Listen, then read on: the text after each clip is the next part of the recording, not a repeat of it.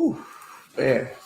All right. Shalom, Israel. First and foremost, I want to say call halal Yahweh, Ba'ashem Yahweh Shai. I want to say shalom again to all Israelites in the Western Hemisphere and the Israelites scattered abroad, man.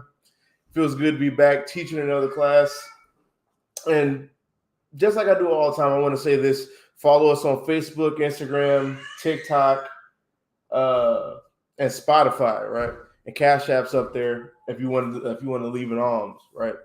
So we're gonna go into today is Daniel the 7th chapter, and this is part of the Sakari, Texas curriculum, and we have tests on this for the soldiers in Sakari, Texas.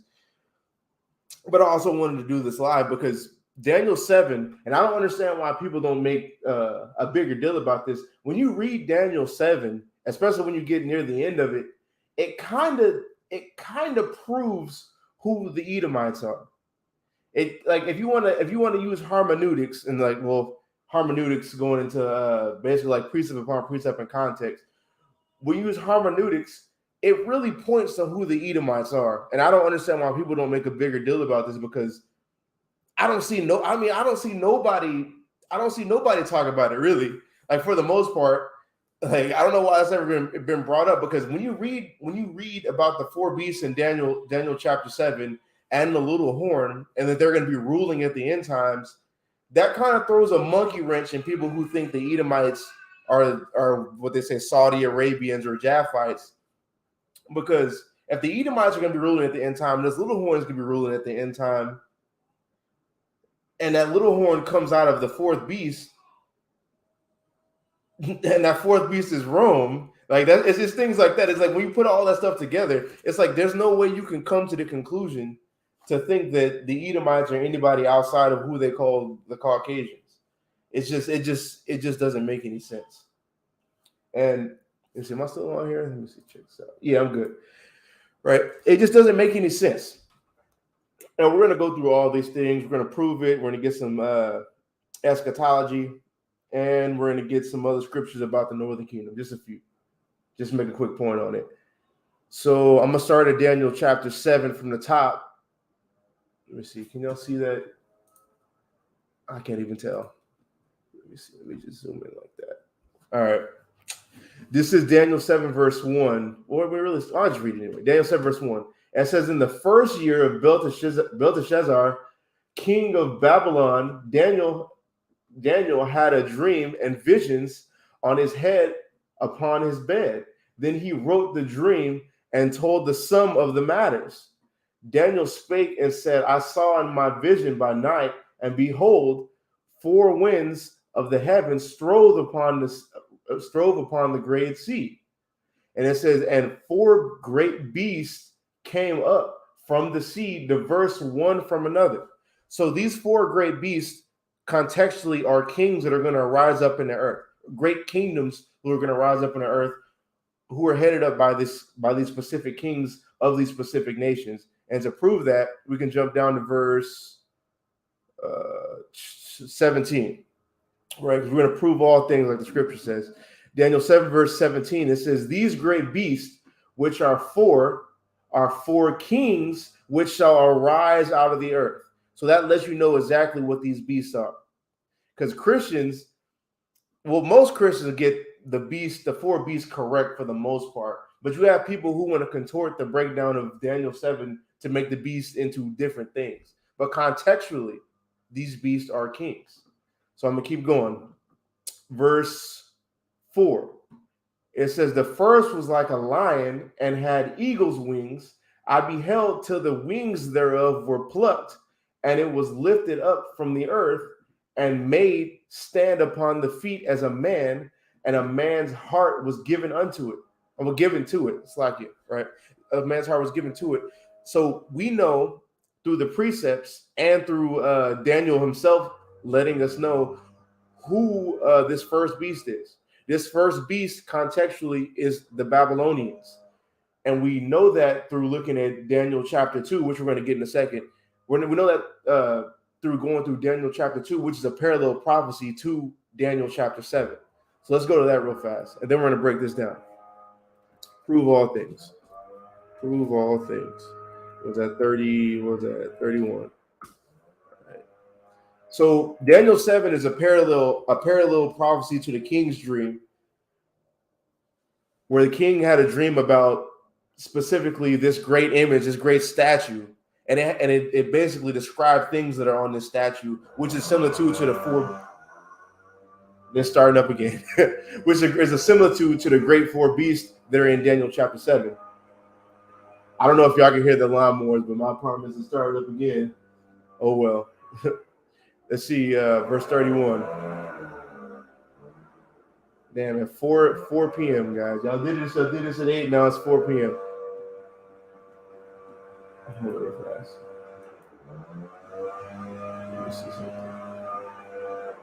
Yep, there's no way I can mute that at all. And they want to do it right next to my window. Hey, put a 1 in the chat if y'all can hear that. Put a 1 in the chat if y'all can hear that.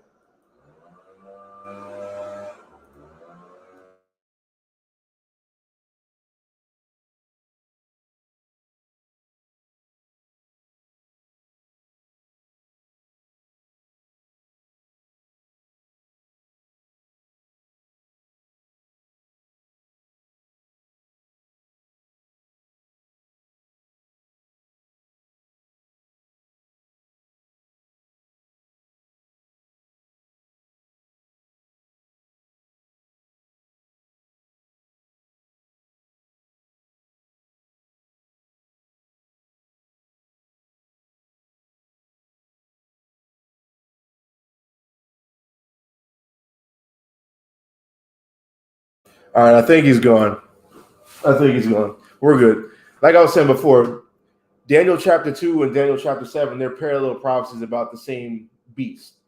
So let's do this. Daniel 2, verse 31. It says, Thou, O king, sawest and beheld a great image. This great image, whose brightness was excellent, stood before thee, and the form thereof was terrible.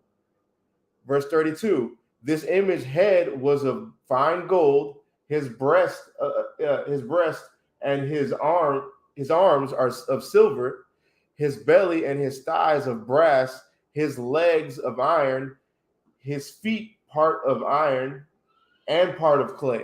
So it's basically showing you the same things as the four beasts, because you got like the head being the gold, the second one being the silver, the third one being the brass, and the last one was the iron, which is the strongest material, which goes back to Daniel 7:7 about Rome being this great and mighty nation. And it says his feet part of iron and part of clay, going into the 10 horns that you see in the fourth beast in Daniel chapter 7, verse 7. So let me go down to verse 36, where Daniel actually gives the interpretation of the beast, not the beast, the image. Verse 36, it says, This is the dream, and we will tell the interpretation thereof before the king. Thou, O king, art king of kings, for the God of heaven hath given thee a kingdom, power, and strength, and glory. And who's Did I skip one? Kings. Oh yeah. I'm right. I'm read that again. It says, Thou, O king, art king of kings, for the God of heaven hath given thee a kingdom, power, and strength, and glory. And wheresoever the children of men dwell, the beasts of the field and the fowls of the heaven hath he given into thine hand, and hath made thee ruler over them all. Thou art this head of gold. The top of that first beast, that head of gold, is Babylon, in parallel to the first beast in Daniel chapter 7. And even the Christians get this right when they put this right here with the subjects. The next one being Medo-Persia, Greece, Rome, all these things. So let's go back to Daniel chapter 7. It says, the first beast was like a lion and had eagle's wings. Now it says a lion that had eagle's wings. Let's look at this. Can y'all see that? Yeah, y'all should be able to see that. It says, let's see. This is from World Monuments Fund, WMF.org. It says the Lion of Babylon in history. The Lion of Babylon, a 2,600-year-old black basalt statue of a lion trampling a man, is among the most celebrated archaeological artifacts in the history of Iraq. The first sculpture to be rediscovered in Babylon in the late 18th century. The Lion of basalt is believed to have been taken from a Neo-Hittite city in Syria to be finished in Babylon. Look at this. Here's the main point right here. It says, here they go again. Wow. It says the theme. Wow, bro. As soon as I start talking, it says the theme of the lion is ubiquitous throughout the history of the region as a symbol of power and overcoming adversity of enemies. Right? It says it's ubiquitous, right? Ubiquitous means everywhere and all present. Let's prove that real quick. And it says present, appearing, and found everywhere. So everywhere in where you see Babylon, right? When you see it in ancient times and antiquity, they propagate this image of a lion. And sometimes they actually propagate it as a thing called the griffin, which is a lion that has wings upon it, right? And you also see it being carried and picked and you see it carried and described in images as Ishtar on top of it. And it says it right here, and I'm going to get some images about that too. It says the theme of the lion is ubiquitous throughout the history of the region as a symbol of power and overcoming adversity and enemies. In Babylon, the lion was associated with the goddess Ishtar, and in fact, the statue's back has markings indicating it was likely meant to carry a sitting goddess Ishtar. Now look at this. Look at this right here. You see it right here, literally. Here's the lion is carrying Ishtar, and it's got the wings right there. So when we see this right here, when it's talking about the first was a lion and had eagle's wings, we know that's talking about Babylon contextually, and we see their images corroborating that ideology, backing up the breakdown and making it more clear. So it says, the first was like a lion and had eagle's wings. I beheld till the wings thereof was plucked when it was destroyed or taken over by who? The Medo-Persian Empire. And said it was lifted up from the earth and made stand upon the feet as a man, and a man's heart was given unto it because it was lowered and made destroyed and brought low. So the next verse right here, verse 5, it says, and beheld another beast, a second like unto a bear, and it raised up itself on one side, and it had 3 ribs in the mouth of it, between the teeth of it. And they said thus unto it, arise, devour much flesh. So we see in verse 4, before we go back to verse 5, we see in verse 4, this is the Babylonian Empire. You see that through history, and we see that through Daniel's words and a parallel prophecy in Daniel chapter 2. So throughout history, what nation took over Babylon? That was the Medo-Persian Empire. And it says right here, it says, and beheld another beast, a second like to a bear, and it raised up itself on one side. Because in the Medo-Persian Empire, the Persians were stronger than the Medes and ended up overtaking them. Now, when you get to the part where it says, and it had 3 ribs in its mouth, in the mouth of it, between the teeth of it, and they said thus unto it, arise, devour much flesh. This is wartime type of wording. When it says devour much flesh, it means like Edom, going into destroying them in battle. So let's get some history on that. Right here. It says the Persian Wars of Conquest. It says the Persian Empire was the great rival of ancient Greece, which is the third beast, the great rival of ancient Greece during its golden age. It came to prominence under Cyrus the Great in 550 BC and lasted until it was overthrown by the Macedonians under Alexander the Great in 331 BC. During this period, Persia was the largest, richest, and most powerful empire that the world had known, encompassing the formerly great kingdoms of Medes, right? Because they were really a conglomerate together. And then the Persians were stronger and greater in power and overtook them. So when you see after this, the nations that they took down is 3 specific nations. Babylon being that first beast, modern Iraq and Syria. And it says Lydia, modern Turkey, and Egypt. Those are the three ribs that are in the mouth of it. That's who they devoured in battle. So that's the explanation on that. So when we go back to Daniel chapter 7, right, I'm going to read it again, and I'm going to give the interpretation. It says, and beheld another beast, a second like to a bear, and it raised up itself on one side. That's talking about the Persians being higher than the Medes and overtaking them. And it had three ribs in the mouth of it, between the teeth of it. That's going into the Persians taking over Lydia, Babylon, and Egypt. And they said, and they said thus unto it, arise, devour much flesh, through their warfare, through their conquest. Even the beginning of this passage right here is talking about conquest. Like the Persian War is a conquest. It's a lot of things that they did right here. Anybody can go and look at this, go look at all the wars that they did, but that's just the gist of it for the most part. Let me see. Let me check the chat again. Okay, we good. We in there, right? So we saw in that web article, it said, I'm gonna read this part again because it goes into the third beast. Because what's happening here in Daniel chapter 7, these are sequential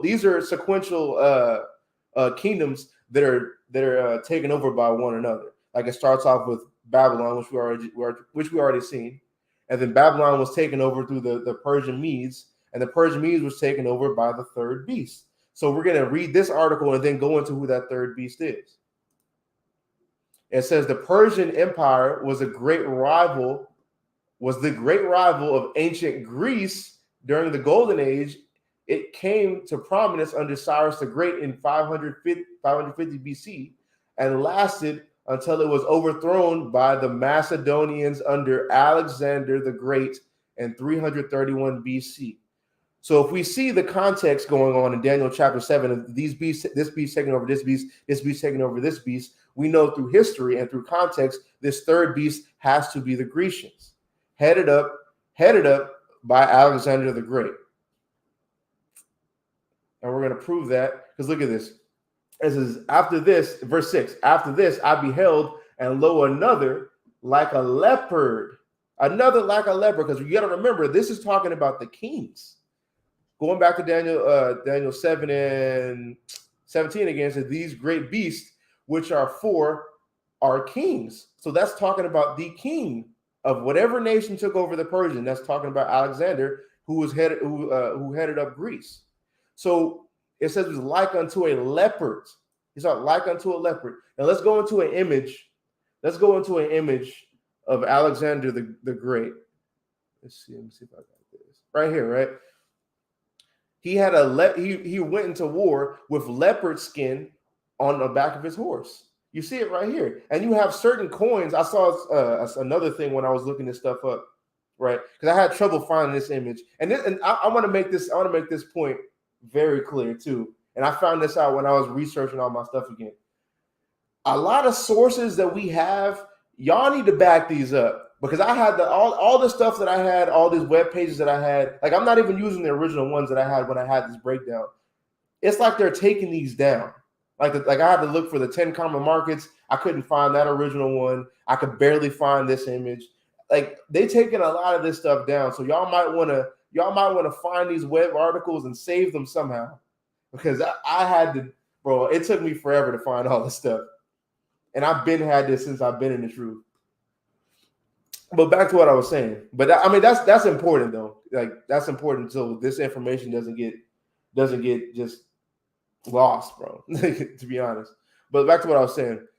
He went into war with leopard skin on the back of his horse. So that's why you see Daniel saying he said, after this I beheld, and lo, another like a leopard, because this is in reference to the king. Who's that king? Alexander the Great. It says, which had upon the back of it four wings of a fowl. Four wings of a fowl. The beast had also four heads, and dominion was given unto it. Now, when you go into these four wings, people think these four wings and these four heads are the same thing, and that's not specifically true. These four wings going into the whole encompassing of him spreading his doctrine and his culture, because the four winds going into like northeast, southwest, all those things. It's going to him spreading Hellenism throughout the entire region. And we can get that with this article right here. Wait, let me see if I got it. Yep, I got it. All right. This is the Hellenistic world. Is it the Hellenistic world, the world of Alexander the Great? Let me zoom in so y'all can see. Yeah, right there. It says the Hellenistic world, from the Greek word Hellas for Greece, is the known world after the conquest of Alexander the Great, and corresponds roughly with the Hellenistic period. And ancient Greece from 323 BC, Alexander's death, to the annexation of Greece by Rome in 146 BCE. Although Rome's rule ended Greece's independence and autonomy, it did nothing to significantly change, nor did it in any way halt the Hellenization. These are weird words to say. Hellenization of the world of the day. In fact, it encouraged it. So this is where, like, history like this explains scriptures where it talks about there's no difference between the Jew or the Greek. Because at the time, Greece didn't have its autonomy anymore. Like at the time of what you say, like Paul's epistles, the New Testament, Greece didn't have its autonomy anymore. The major ruling power was that fourth beast, which is Rome. Rome was ruling at that time. But it says right here, it says, although Rome's rule ended Greece's independence and autonomy, it did nothing to significantly change, nor did it in any way halt the Hellenization of the world of the day. In fact, it encouraged it. They pushed forward the Hellenization that was already going from Greece's rule, time to rule on the earth. That's why when you see in let's see, the book of Romans or the epistle to Romans, you see Paul say there's no difference between the Jew or the Greek. Why? Like if he's saying that to Romans, why? If he's saying that to Romans, why wouldn't he say there's no difference between the Jew and the Roman? Because what was happening is, since Greece lost their autonomy, Rome picked up what they were doing, picked up the whole Hellenization and pushed it forward, and our people were still calling themselves Grecians due to the Hellenistic time period. When we got forced to become Gentiles, really forced to become Grecians, because it wasn't allowed. Let's just get that. It wasn't allowed for us to call ourselves Jews. Let me get that. 2 Maccabees 6. And 6. All right. Let's go to new chapter. Yeah, 2 Maccabees 6, verse 6. It says, neither was it lawful for a man to keep Sabbath days or ancient feasts, or to profess himself at all to be a Jew. So during the Hellenistic period, we couldn't do our Sabbath days, our feast days, and those are things that are our heritage, that connect us to God, that connect us to our nationality. And not only could we not do things that are connected us to our culture and our nationality, we couldn't even call ourselves by the name of our culture or our nationality. So we became just like how they were. We became just like the Gentiles. It even says it right here. Verse 9, it says, and whoso would not conform themselves to the manners of the Gentiles, who was the ruling power at the time? Greece. That's the Gentile we had. That's the Gentile we had to conform ourselves to. Is to conform ourselves to the manner of the Gentiles, should be put to death. Then might a man have seen the present misery. So we had to conform ourselves to the Hellenization of that time. And when Rome risen up into power and stripped Greece away from their independence and autonomy, they kept that going. That's why Paul is saying there's no difference between the Jew or the Greek, instead of saying there's no difference between the Jew and the Roman. That's why he's saying things like that. Let me see. Jew. Wouldn't that be just Galatians? I think they have that in Galatians too. Or is that, no, that might be Romans 10. I think that's Romans 10. Difference between the Jew, Greek. Difference. Yeah, right here. Romans 10, verse 12. It says, for there is no difference between the Jew and the Greek, for the same Lord over all is rich unto all that call upon him. And this is where Christians get confused about the whole ideology of Jew and Greek. Because they'll say, oh, see, he says Jew and Greek, so that means everybody can be saved. They all got the same Lord. No, that's not what he's saying.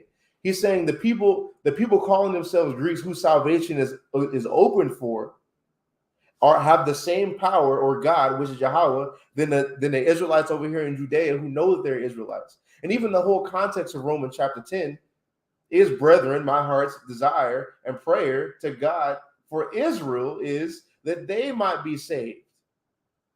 That's why he's saying there's no difference between a Jew and a Greek, because they have the same power. Even though they forsook the laws of Moses, they weren't being circumcised, they're still descendants of Abraham, Isaac, and Jacob. So the covenant still reaches them, and as touching election, they're beloved. So they can come back and be saved. Why? Because they have the same Lord. And he's rich to save those who are enjoined unto him. Because the people who are enjoined unto the Lord through his covenant, those are the people who can call on him. And you see that throughout prophecy. Let me get a few more. I think it's Joel 2:27. Is it Joel 2? No, I'm usually calling on that one a whole bunch. Yeah, Joel 2 verse 32. It said, "And it shall come to pass that whosoever," and then that's where you get the whosoever part, and it qualifies who this whosoever is. That whosoever shall call on the name of the Lord shall be delivered or saved. For in Mount Zion, Israel, the Jews practicing jewelry, and the Jews who were conforming themselves to the image of the Grecians, and the northern kingdom that's been scattered abroad. That's who can be saved. That's where deliverance or salvation has been set and sent to. It says, "For in Mount Zion and in Jerusalem shall be deliverance, as the Lord have said, and in the remnant whom the Lord shall call." And who is that? Still Israel at this end of the day. So when you go back to here in Romans chapter 10, it says, "For there's no difference between the Jew and the Greek, for the same Lord over all is rich unto all that call upon him." Who's all that can call upon him? Whosoever who are in Mount Zion, like the prophecy said. And like I say this all the time, man, like the gospel, and we're going to go back to the main point about the beast and thing. I just want to hit this one last point. The gospel that Paul is trying to preach is literally the fulfillment of what the prophets say. Just like how Joel said in chapter 2. It says, this Romans 1 verse 1, "Paul, a servant of Yahushua Mashiach, called to be an apostle, separated unto the gospel of God, which he had promised afore by his prophets in the holy scriptures." So this gospel that Paul is separated unto, has been promised aforetime by his prophets in the holy scriptures. They predate the incarnation of Christ.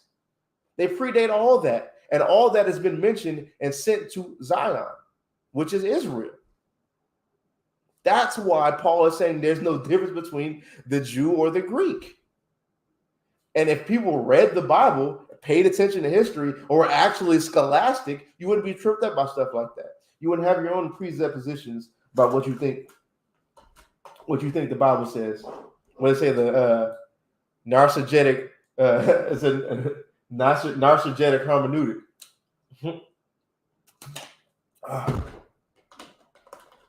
So let's go back to what I was talking about. Right. I just wanted to make that point because this is a good way to branch off into proving who the Gentiles are.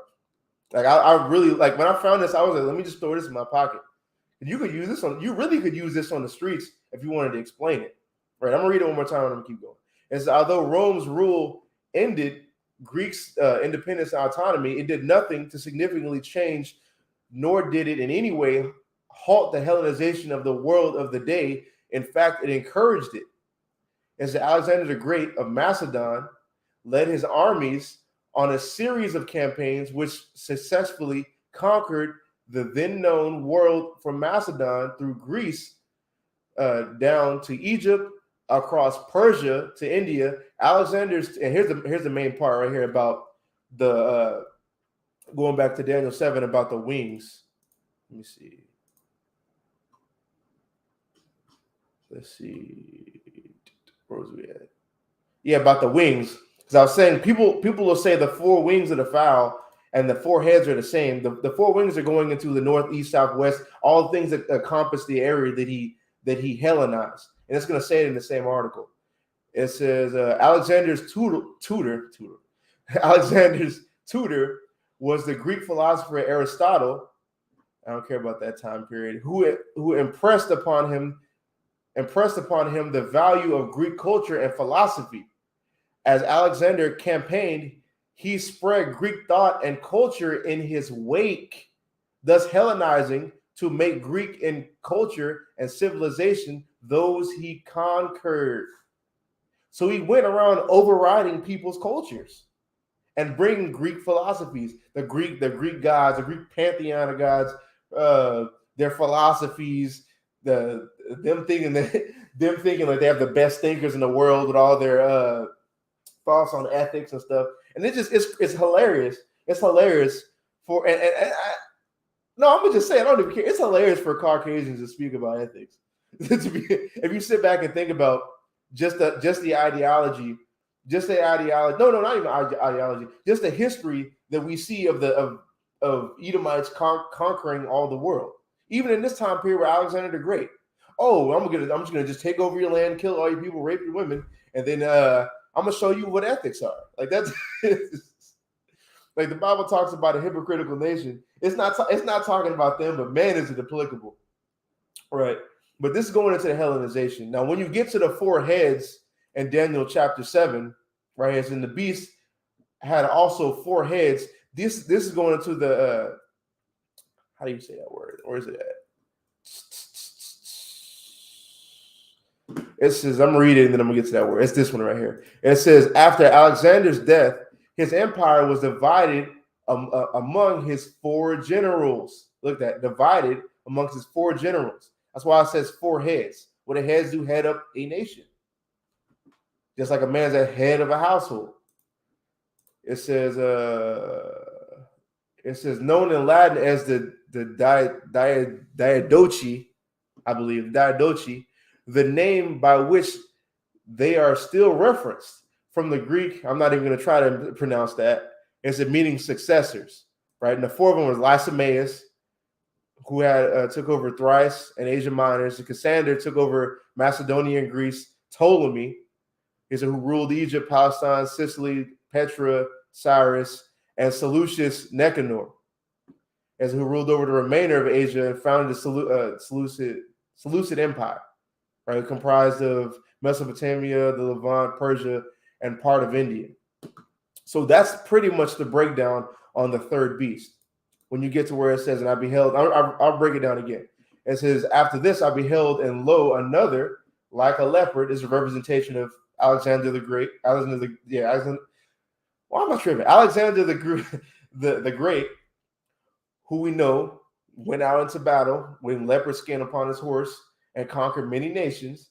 And it says, which had upon the back of it four wings of a fowl, going into the Hellenization that is spread throughout the known world at the time. And the beast had also four heads, which is going into after his death, his kingdom or dominion was divided into four nations, like with Cassander. I'm reading it again. Lysimaeus, Cassander, Ptolemy, and Seleucus Nicanor, which you can read about in First and Second Maccabees. And this is, and dominion was given unto it. So right now we got the three beasts. We got Babylon, we got Medo-Persians, and we got Greece. Now I've already mentioned it before. It's followed up by the fourth beast, which is the Roman Empire. We read that inside of that last article, and we know that through just looking at history, who took over and absorbed the Grecian Empire, right, and took away its autonomy and its independence. And it says, verse 7, it says, after this, I saw in the night visions and beheld a fourth beast, dreadful and terrible and strong exceedingly. And it had great iron teeth.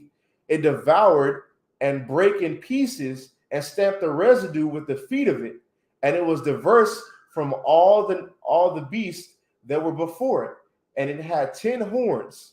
So this is going into like the parallel prophecy in Daniel 2 about the statue was made, and this would be the legs with the toes made out of the miry clay and the iron.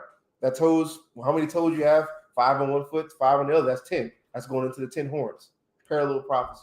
So when you see this and you actually break this down, it says, like, look at this part. It says, and it devoured and break into pieces. We see, according to the second beast, devouring is going into warfare, taking people over, conquering, right? And we see that it's strong exceedingly throughout history of how it made a ginormous impact on the world through forcing Hellenization, introducing this is honestly going into it being diverse from all the rest of the beasts, going into this Hellenization, going into the democracy, because it was fully realized. It was started off in Greece, but it was fully realized with the Roman Empire, all the way up into the point where how we see it in America. That's why it says in Revelation 13 about that other beast, which is America, exercises the same power as the one before it. The one before it is the Roman Empire, this beast. The same way they have the Senate and the Senate and the House of Representatives and their ruler is the same fashion America has, which is also this little horn which we're going to get in verse 8. It's the same exact thing. So it says it has 10 horns. Now this 10 horns is going into the Treaty of Rome, which is the Treaty of Rome and the NATO and the EU, which is the 10 common markets. And this is going into what I was saying before about how I had a hard time finding my references again, because I had a page actually showing all 10, like the original 10 common markets, but I don't have it anymore. I tried looking for it, but it's just not there no more. But I'm gonna go into what this actually is, where it talks about the Treaty of Rome. Let me see if I can zoom in on this. Right, going into the EU, the EEC. Let me see. Right, the European Economic Community was a regional organization that aimed to bring about economic integration. That all the economies of these original 10 common markets, right? They integrated or brought together all their economies to make a one conglomerate of wealth and power. Because what's the power of a nation, right? Especially nowadays, their economies.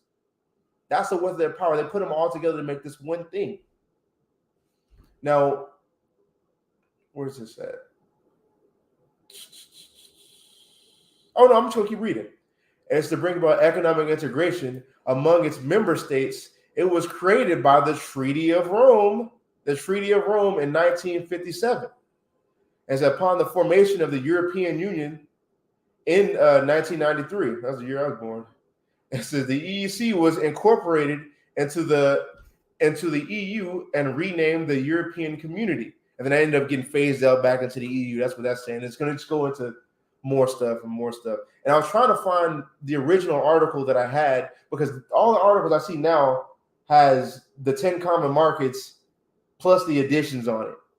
And I don't want to bring out the addition. I want to get the original main ones. I'm just going to read them off since I didn't have it. I wrote it down. It's Belgium. Y'all can look into this too. It's Belgium, Denmark, France, Italy, Luxembourg, Ireland, Netherlands, Greece, Spain, and Portugal. Those are the original 10 common markets to start to head off this EU and the Treaty of Rome and all this together. These are the 10 horns. These are the economic power that they created out of that fourth beast. Now, when we go back to Daniel chapter 7, let's see. Daniel chapter 7, verse 8, right? And it says, I considered the horns and beheld. Okay. Okay. It says, I considered the horns and beheld there came up among them another little horn. And this little horn, which we're going to prove contextually, is America. This is also Babylon the Great. This is also the great whore. This is also the other beast that's in Revelation chapter 13, right? Because when you go to We can deal with that real fast, actually. Well, we'll get it out. We'll get it after this. Right. It says, I considered the horns and beheld there came up another among them, another little horn, before there were three of the man. That King's English is getting me. There came up among them another little horn, before whom there were three, and of the first horns plucked up by the roots, and behold, in this horn were eyes like the eyes of man, and a mouth speaking great things. So we see this little horn that comes out of the 10, plucks up or dismantles or destroys three of the original 10 horns to create this little horn. And we know that's America, through America dismantling or destroying Britannia or the UK, Great Britain, Spain, and France, which is also going into the horns in Zechariah, the first chapter. Let me see. I got an image for this to prove it. This one right here. Yeah, right. So this is how America was formed. You have this unexplored land, right? So-called unexplored land right here. Then you have the territory that Britain controlled, the territory that France controlled, and the territory that Spain controlled. And all these had to be frayed or plucked up for America or North America to exist in the way it does now. And you see, we know this is going back into the horns of Zechariah, because Zechariah talks about the horns that scattered Judah and Israel. Let's look at this.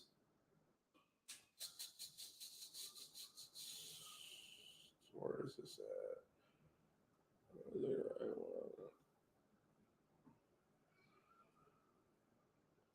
Yeah, Zechariah 1 and verse. I'm starting 18. Zechariah 1 verse 18. Then lifted I up mine eyes and saw, and behold, 4 horns.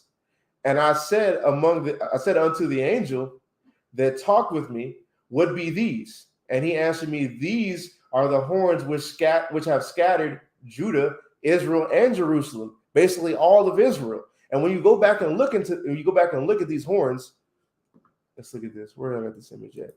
Right? These kingdoms are specifically the reason why we speak these different languages and went through the captivities that we went through. Just like with the northern kingdom, with the so-called Hispanic tribes, that's through Spain. That's why they speak Spanish. That's why they speak derivatives of Spanish and broken Hebrew at the same time.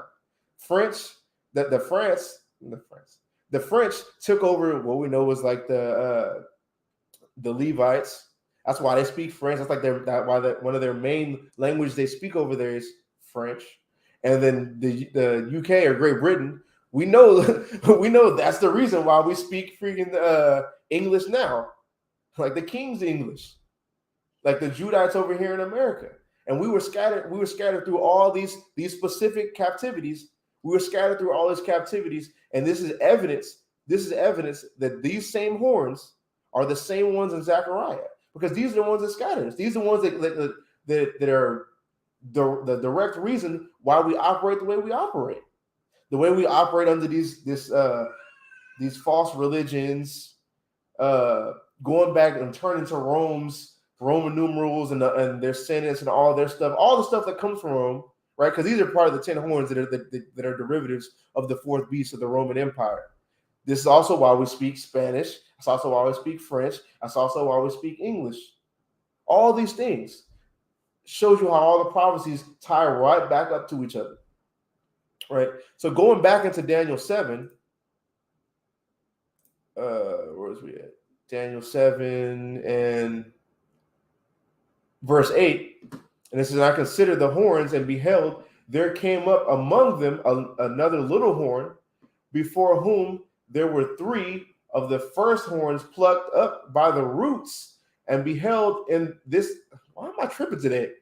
Up by the roots, and behold, in this horn were eyes like the eyes of man, and a mouth speaking great things. The King's English is messing me up today, bro. It's messing me up. But I got it, though. It says as eyes of a man. We already proved who the three horns were that came out of the 10, which got frayed to make this new horn, which is America, which is also Babylon the Great, which is also the great whore, which is also the other beast in Revelation chapter 13. Now, going into the eyes like a man, this is going into how things are ran in America, as far as the Senate and as far as the representatives of America, the legislative branch of America. Let's go into this. See, this is United States House of Representatives. This is the house.gov. Can't get any more official than that. It says all legislative powers herein granted shall be vested in a. Why am I tripping today, bro? Let me zoom this in. It says all legislative powers herein granted shall be vested in a Congress of the United States, which shall consist of a Senate and House of Representatives. Now it says, how are laws made? It says laws begin as ideas. First, a representative sponsors a bill. One out of the House of Representatives sponsors a bill. The bill is then assigned to a committee for study, and then it just goes on and goes on.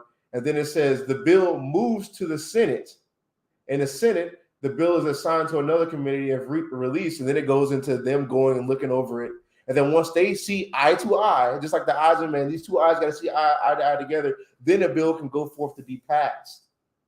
Just like how America is set up. And it's the same way how Rome was set up.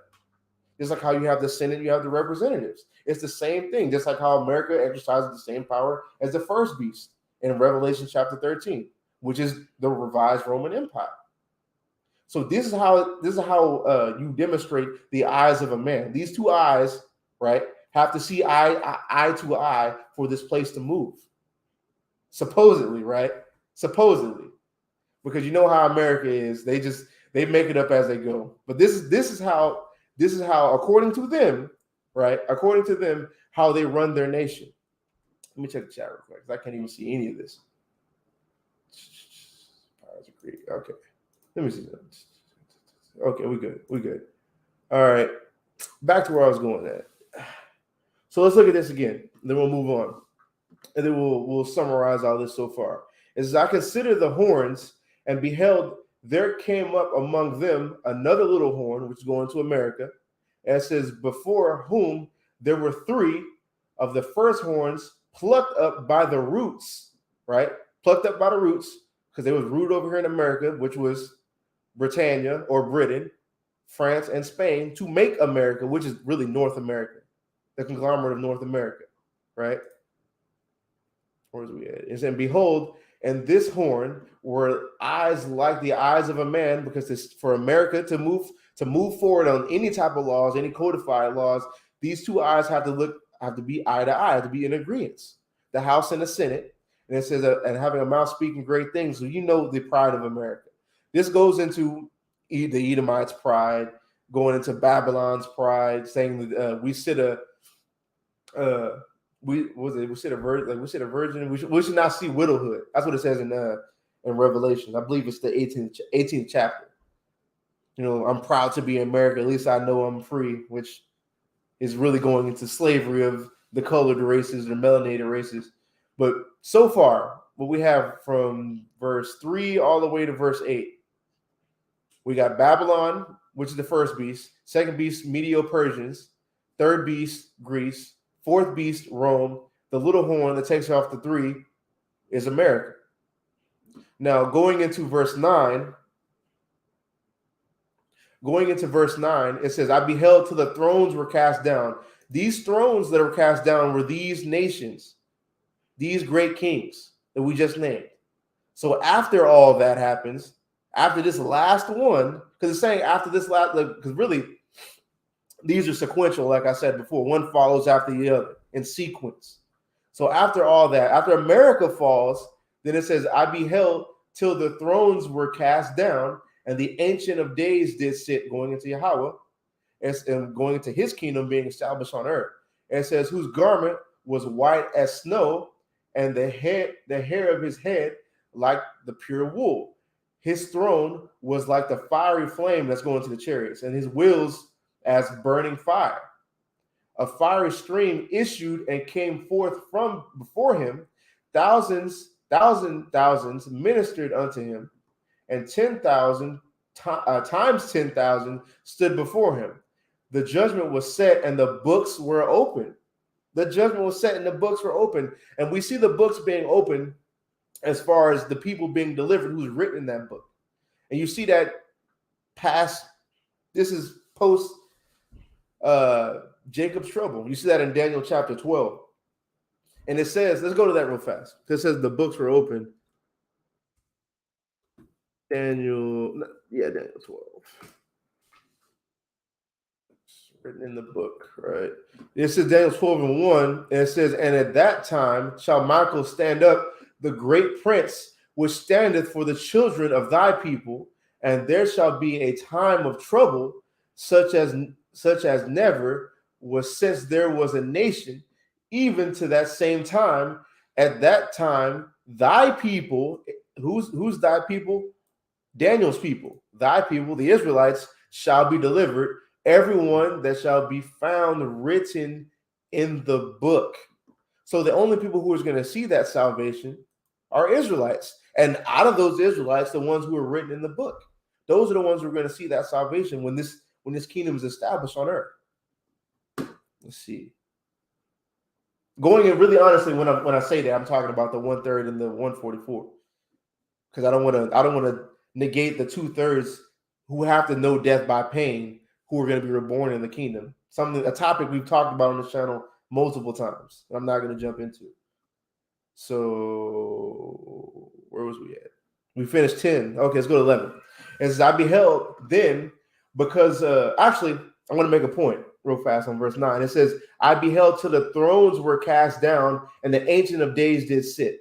I want to keep this in your head, because we're going to come back to this later when we get to verse 21. All right. So let's go to verse 11. As I beheld then, because of the voice of the great words which the horn spake, I beheld even till the beast was slain, and his body destroyed and given to the burning flame. What's that burning flame? America, which is Babylon the Great, being burnt with fire. Let's look at this. Let's look at this.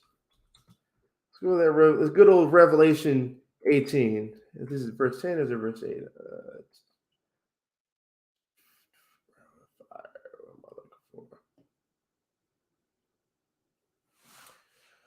Oh, glorify yourself.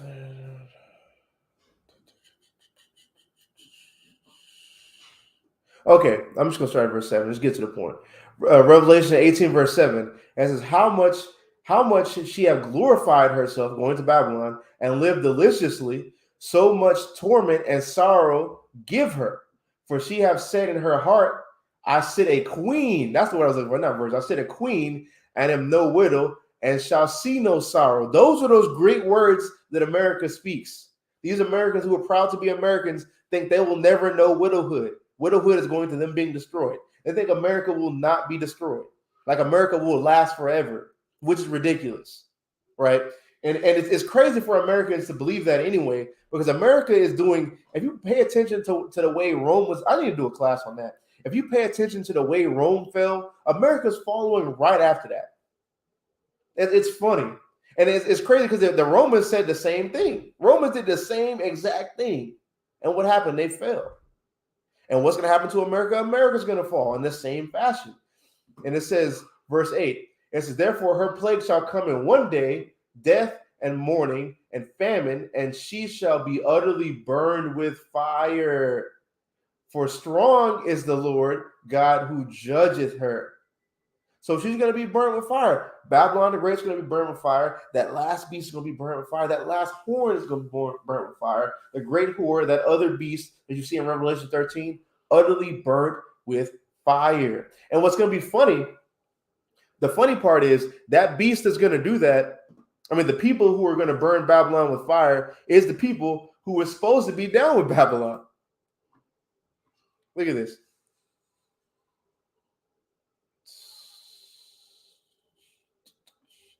This is Revelation 17, verse 16. It says, and the 10 horns These 10 horns are going to that same 10 horns that made up America, which is part of the EU, which America is the head of. It says, the 10 horns which thou sawest upon the beast, these shall hate the whore, which is Babylon, and shall make her desolate and naked, and shall eat her flesh and burn her with fire. You see that? That's what's going to happen to America. They're going to side the European Union is going to side up with Russia and burn this place to the ground, man. So let's go back to Daniel chapter 7. 7 to 12. But it says it's concerning. Let me check the chat because I can't even see it. I want to say thank to everybody who's super chat because I can't look at the chat with the way my setup is right now. I can't look at the chat and do this at the same time. Barakatham to everyone out there. Let me see. Daniel 7 verse 12. It says, as concerning the rest of the beasts, they had their dominion taken away, yet their lives were prolonged for a season and time. Because they still, like, even though their dominion was taken away as far as their rulership that's been taken away sequentially, like how Babylon's rulership and dominion was taken away by the Persians, that was taken away from the Grecians, from the Romans, all that stuff, the following of that, they still, as a people group still exist to this day. That's what that's going into. It says, verse 13, as in I saw in the night visions and beheld one like the Son of Man came with the clouds of heaven and came to the Ancient of Days. It's talking about Christ. And it says, and they brought him near before him. And it says, and there was given him dominion and glory and a kingdom that all people, nations, and languages should serve him. His dominion is an everlasting dominion which shall not pass away, and his kingdom that which shall not be destroyed. That's talking about Christ's kingdom, which is going to be established here on earth. Because some Christians and some Hebrew Israelites that I've heard say the heaven's going to be in the skies with the Most High. It's going to be on earth. The kingdom of heaven for the Israelites, because heaven is going into either the heavens above, like the heavens above as far as like the skies, the third heaven, or a high point of rulership or dominion, right? That's going to be on earth. It's going to be headed up by our Prince, Yahushua Mashiach. Now, going to verse 15, as I, Daniel, was grieved in my spirit in the midst of my body, and the visions of my head troubled me. I came near unto one of them that stood by and asked him the truth of all this. So he told me and made me know the interpretation of the things. These great beasts, which are four kings, which shall rise out of the earth. And it says, but the saints of the Most High shall take the kingdom. And this right here, I didn't think about this when I was writing this down. How do we deal with this? If you're a Christian who thinks the kingdom can be for everybody, how do we deal with this? Because the saints throughout the scriptures has always been the Israelites. Even looking at the word saint, I think here in the Aramaic says the same thing because Daniel was written in Aramaic. Why don't I see it? Oh yeah, the saints. Right. It means it's going to Kodash in the Hebrew. Right. Holy, separate. Angels, saints, holy ones. Right. Yeah, sacred, holy one, saints, set apart. Who's the only people who's ever been set apart? Like, that's the Israelites. That's who the saints are. The saints are going into, in this context, the set apart ones.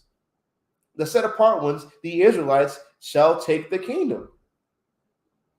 So how then is salvation for? How then is the kingdom as far as being in part as far as being in rulership for everybody? Even the ideology of a kingdom, who are they going to rule over if it's for everybody? Like, that doesn't even make any sense. And on top of that, when you look at the other scriptures, let me get this real fast, and we're going to jump back to this, and we're going to keep going. Leviticus 20 and 26, or 26 and 20. I think I got that backwards. No, I got it right. Leviticus 20 and 26. And it said, and this is how this is how the Israelites are holy, or Kodash, or the set apart ones, the saints. And ye shall be holy unto me, for I Yahweh am holy, and have severed you from other people, severed you, like set you apart from other people, that ye shall be mine, that you shall be mine. We are the set apart ones. We are part of Yahweh's kingdom that's going to be on the earth. So look at this. You're looking for this word holy because it says ye are holy. Right? Look at it. It's the same Hebrew word. The one that went from the Aramaic word went back to this one, which is the same one, Kodash. Holy. Set apart ones. When does it ever say that to anybody else? And even if, and here's the thing, to even say it says that about anybody else, that would make Israel not set apart any longer.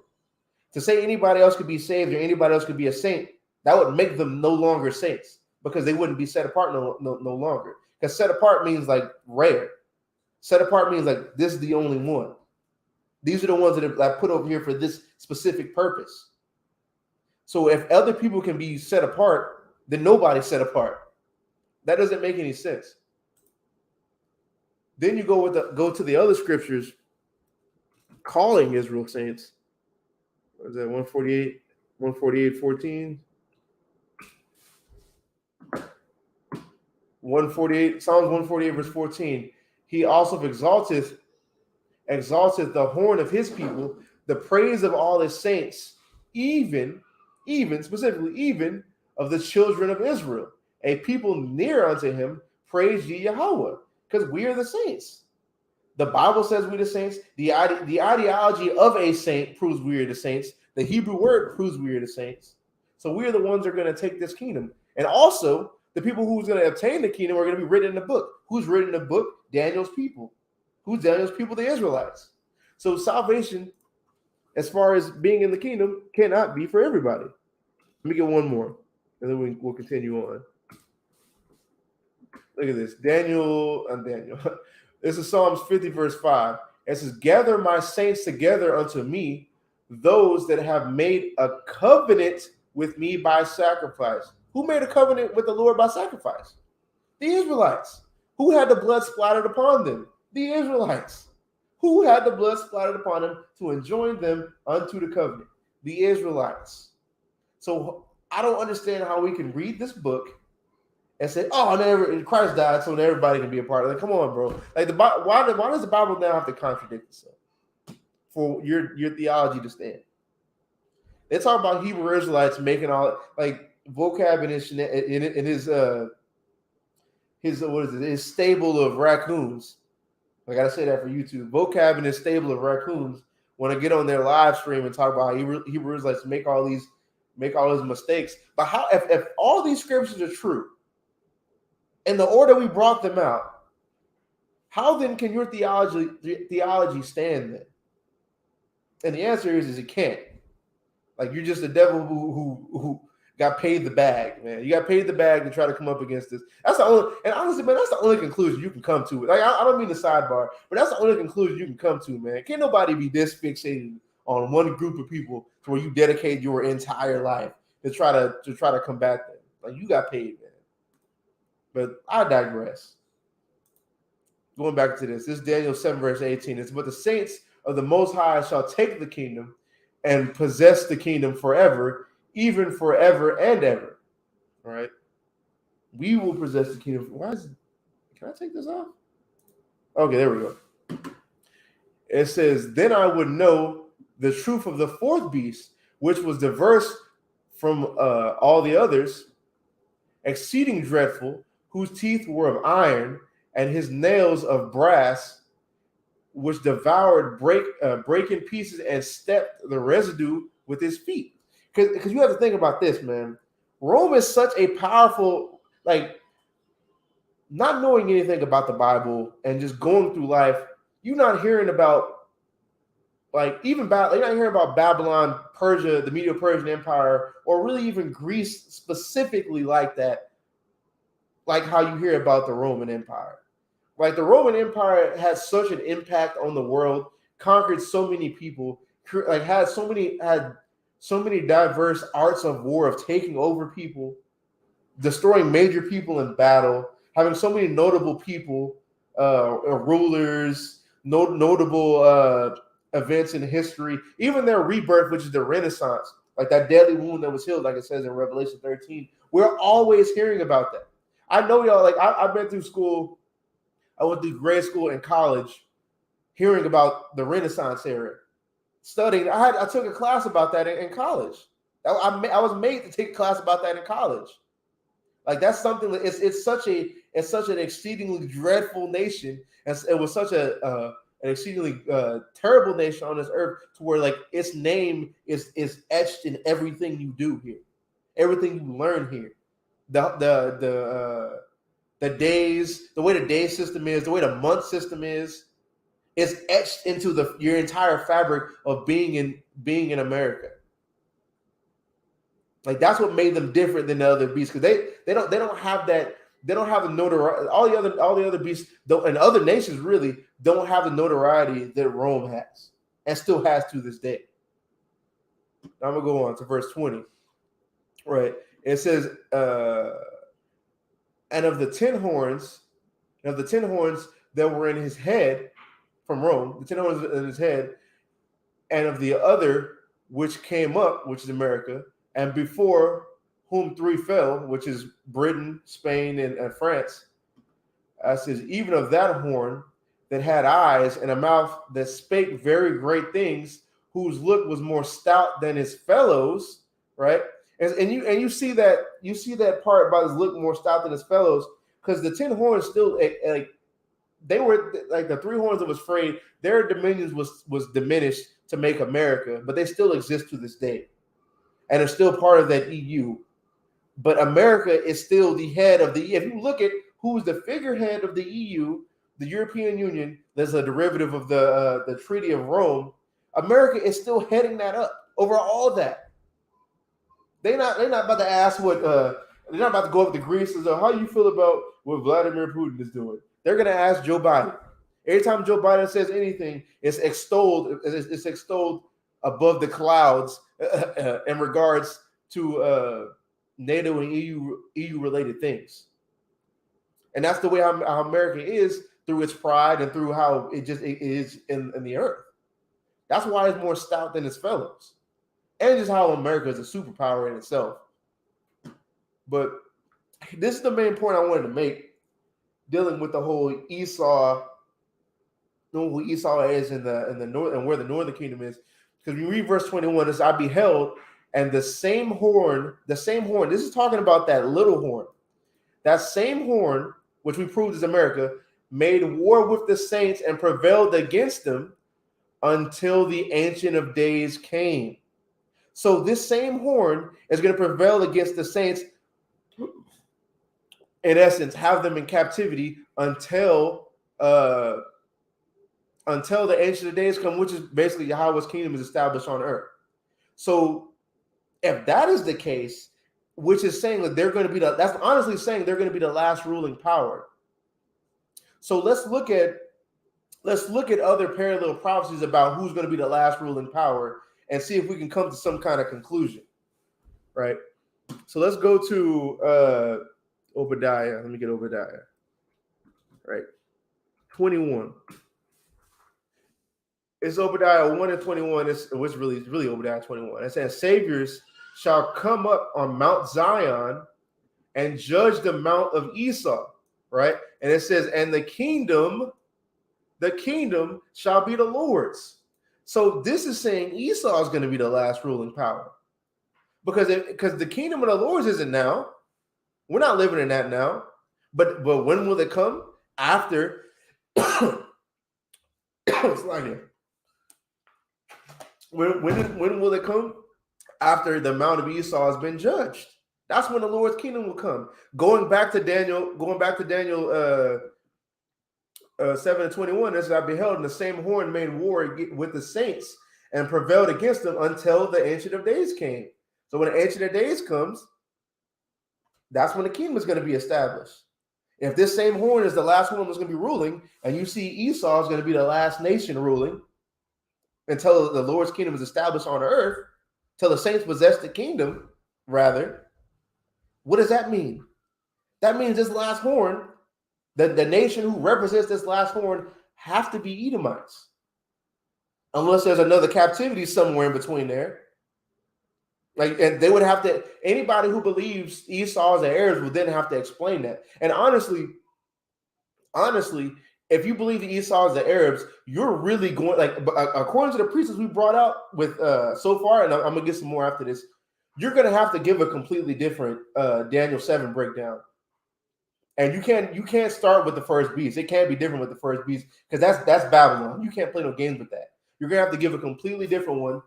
And then when you get to the little horn is then going to have to be somebody else, because the little horn will be ruling at the end times, and the parallel scriptures say that Esau is going to be ruling at the end time.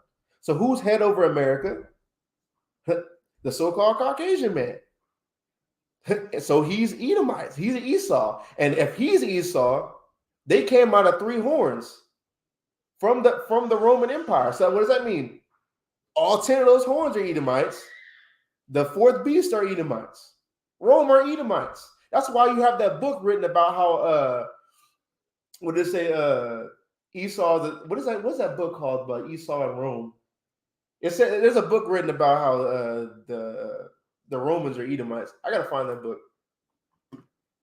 But what was I gonna say? Let me check the chat one more time.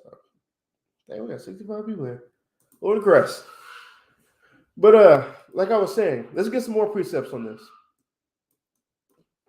about who's going to be ruling the end time. Let's get Lamentation 4 and 21. Right. This is Lamentation 4 and 21. It says, "Rejoice and be glad, O daughter of Edom. O daughter of Edom, that dwellest in the land of Uz. The cup also shall pass through unto thee. Thou shalt be drunken and shalt make thyself naked." Make thyself naked, right? Why? It's going to go into verse 22 and prove it. It says, the punishment of thine iniquity is accomplished, O daughter of Zion. He will no more carry thee away into captivity. He shall visit thine iniquity, O daughter of Edom. He will discover thy sins. How will he do that? By sending saviors on Mount Zion to judge the mount of Esau. Then after that, the kingdom shall be the Lord's. And who's going to possess that kingdom? The Israelites. And the reason why he's saying he shall no more carry thee away into captivity, because we're going to get the new covenant according to the scriptures, like with what was that, Ezekiel 20, and the definition of the new covenant, and Ezekiel 37 about when we're going to get the new covenant. Is we're going to get that when we get delivered and brought into our kingdom. And in the new covenant, we won't be allowed to we won't be allowed to transgress the laws anymore. Look at this. Do I want to read all this for the new covenant? It's pretty good. Yeah, we just read this. It says Hebrews 8 verse 10. It says, "For this is the covenant that I will make with the house of Israel after those days, saith Yahweh. I will put my laws into their mind and write them in their hearts, and I will be to them a God, and they shall be to me a people. And they shall not teach every man his neighbor." And this is how we know we're not in a new covenant now, because we're teaching people. I'm teaching right now. It says, they shall not teach every man his neighbor, and every man his brother, saying, Know the Lord, for all shall know me, from the least to the greatest. So we're all going to know the Lord. We're all going to have the Spirit upon us to keep the law, statutes, and commandments. I'm going to get some precepts on that to show why that's relevant to Lamentation chapter 4. Let me see. Multiply. What's my name? Verse. I just thought about this. Stone 36. Gather you from the heathens, cleanse you. Okay, here we go. This is what I want. This is Ezekiel 36, verse 24. I need y'all to follow me on this one, right? Because this is when we get the new covenant, when we get saved from our land and have that new spirit upon us to keep the law, statutes, and commandments without us being able to break them. Because if we're able to break them, then we're subject to the curse. That's the whole purpose. That's the whole purpose of me taking us down this rabbit hole, because we have to understand when we get that new spirit, we won't be able to transgress the laws anymore. So the curse of the law, which is Deuteronomy chapter 28, won't be applicable anymore, which is Deuteronomy 28, verse 15 through 68. Those won't be applicable anymore. And in those curses is captivity, is us being eligible for captivity. And we're gonna prove all that with the scriptures. This is Ezekiel 36, verse 24. And it says, "For I will take you from among the heathen and gather you out of all countries and will bring you into your own land. Then will I sprinkle clean water upon you, and ye shall be clean from all your filthiness, and from all your idols will I cleanse you. I will a new heart also will I give you, and a new spirit will I put within you." You see that? That's what's going to happen to us when we get delivered from our land, when we get delivered from America or wherever we're located at and brought into our land. When he takes us from among the heathen out of every country and bring us into our own land, he's going to put that new spirit upon us, and I will put within you, and a new spirit will I put within you, and I will take away the stony heart out of your flesh, and I will give you a heart of flesh. It says, and I will put my spirit within you and cause you, say his spirit that he puts within us, he's going to cause us to walk in his statutes. What is it? Walk in my statutes, and ye shall, this is a commandment, ye shall keep my judgments and do them. And ye shall dwell in the land that I gave to your fathers, and ye shall be my people, and I'll be your God. So when we get brought back, when we get saved from our captivity or brought back into our land, we'll be given the new covenants where we can't transgress the laws of God anymore.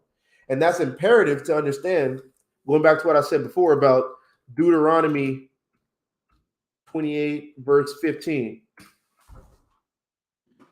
It says, but it shall come to pass, if thou wilt not hearken unto the voice of the Lord thy God, to observe to do all his commandments and his statutes which I command thee this day, that all these curses shall come upon thee and overtake thee. So if we transgress the laws of God, all these curses come upon us and overtake us. But when we get that new spirit upon us and that new covenant, this won't even be applicable anymore. Look at this. And the reason why I'm saying all that, because when you get down to this part right here, let's see, we're going to captivity. Yeah, verse 32. This is just one of the various scriptures about our captivity. Verse 32, it says, thy sons and thy daughters shall be given unto another people, and thine eyes shall look and fell with longing for them all the day long, and there shall be no might in thine hand. That's us going into captivity. All that is all these things right here, going all the way down, is this basically going into captivity. Verse 41, thou shalt beget sons and daughters, but thou shalt not enjoy them, for they shall go into captivity. Right? So we won't be able to go into captivity no more when we get brought into our kingdom and saved and given the new covenant. Nobody will be able to bring us into captivity any longer, because this won't be applicable anymore. So, and bringing this all the way back to Lamentations, is verse 22 again. It says, the punishment of thine iniquity is accomplished, O daughter of Zion. He will no more carry thee away into captivity. Why won't the Edomites no more carry us away into captivity? Because we're going to be saved from them. We're going to be saved from them and all the heathen, given the new covenant, so we won't transgress the laws of God any longer, to where nobody can bring us into captivity any longer. And the reason why this is imperative is because this is showing you that they're going to be the last ruling power over us. Because it names them by name, and then it says no longer will they be able to bring us into captivity anymore. Why? Because we'll have that new covenant. That's the only conclusion you can come to. If he won't be able to bring us into captivity anymore, if the Edomites can't bring us into captivity anymore, the other nations won't be able to bring us into captivity any longer. And the only time that could ever take place is when we get the new covenant, to when the kingdom is established, which goes all the way back to Ezekiel chapter 36, when he takes us from among the heathen and brings us into our land, to bring this all the way back to the point of they're going to be the last ruling power. They make up this little horn that prevails against us until the Ancient of Days shall come. So let's see. Let me get this. We gotta go to this one to get this. Let's go to 2nd Ezra. The good old bread and butter. Need that bread and butter. Look at this. This is 2nd Ezra chapter 6, verse 8. And it says, and he said unto me, for Abraham unto Isaac, when Jacob and Esau were born of him, Jacob's hand held first the hilt of Esau. For Esau is the end of the world. This world is aeon right here. Because you look at the other translations, it says age. So the only conclusion you can come to is age. Esau is the end of the age, and what? Jacob is the beginning of it that followeth. So these precepts point back into Esau being the last ruling power, and the last ruling power, according to Daniel 7, is the little horn, which is America. And if America is the last ruling power, America has to be the Edomites. And if that America is the Edomites, the 10 horns have to be Edomites, and Rome has to be Edomites. And who do they look like? That's who the Edomites are, bro. Like unless you would have to fudge a lot of for this to not be true, you would have to somehow fudge another captivity in here. That's the only way that would work. And I don't see where you can do that, to be honest. So, and with that, right? Because that's pretty much the points I wanted to make on that specific thing. But going into the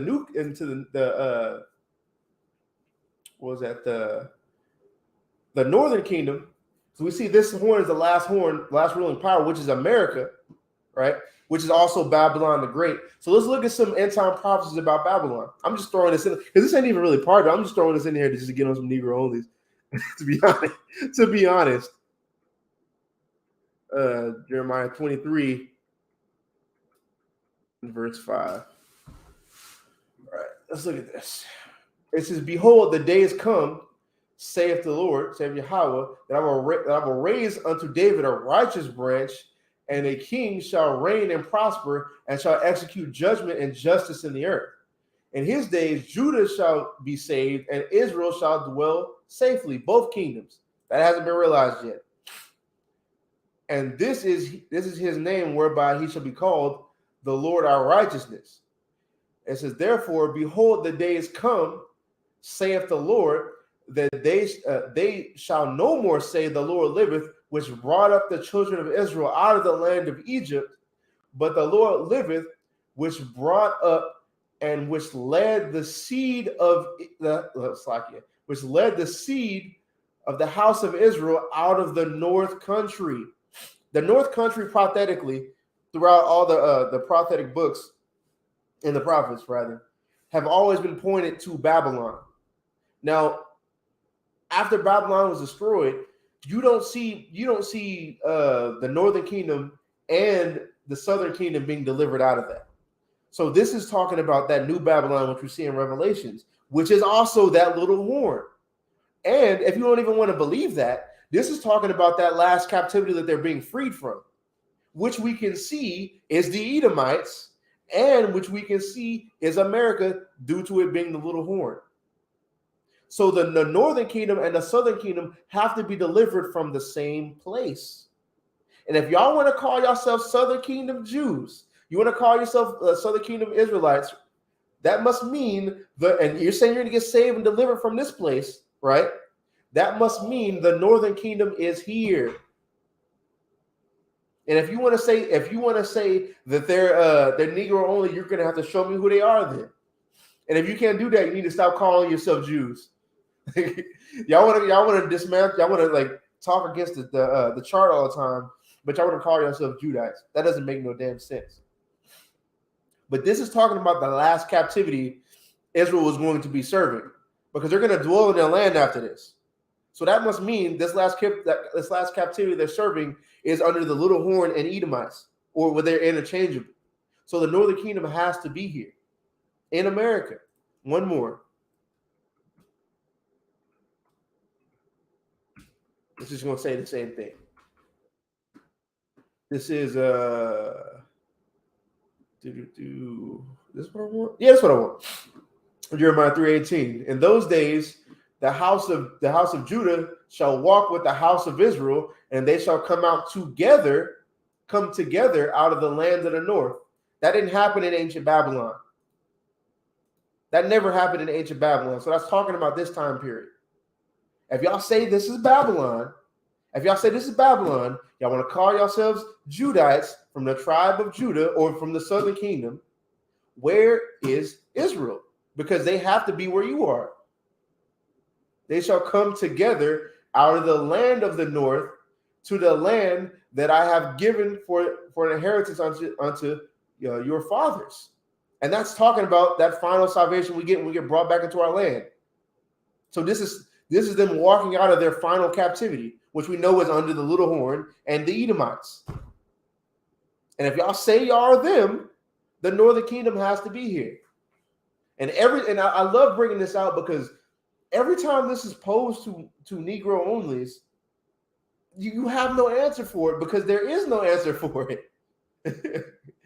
Your ideology is just carnality. At the end of the day, it's just straight carnality. You just look at someone, oh, they're not the same color as me. I mean, what did old dude say from the Woolly Bullies? I think he said, I'm not sure if it was from the Woolly Bullies. I think it was somebody on Facebook. He said, all I know is we niggas and they ain't. It's crazy, man. But yeah, man, that's pretty much all I got on Daniel 7, I believe. Let's see. Where are we at? Foreskin. Because I think it's just gonna say the same thing. Right. Yeah, that's pretty much gonna say. That's pretty much it after that. Everything else is kind of self-explanatory. But I want to read this anyway because I love this. It's in the king. It's Daniel 7, verse 27. It says, "And the kingdom and dominion and the greatness of the kingdom under the whole heaven shall be given to the people of the saints of the Most High." That's talking about Israel, whose kingdom is an everlasting kingdom, and all dominions shall serve and obey him, which is Christ, which is an extension unto us as well. So with that, I want to say the same thing I always say, right? Ooh, it's like it. Follow us on Facebook, Instagram, IG. I always say the same thing again. Follow us on Facebook, Instagram, TikTok, Spotify. I'm gonna put this on Spotify too. I got some other classes I'm gonna put on Spotify too. I'm also going to try to start up a podcast specifically that's like its own prioritized podcast for Spotify to give some diversity to the content. If you're seeing this later, you can also super chat, super thanks. And if you want to give some alms, Cash App Shakari Dallas, man. And with that, I want to say, call hello, Yahweh, Bashim Yahweh Shai, and say Shalom.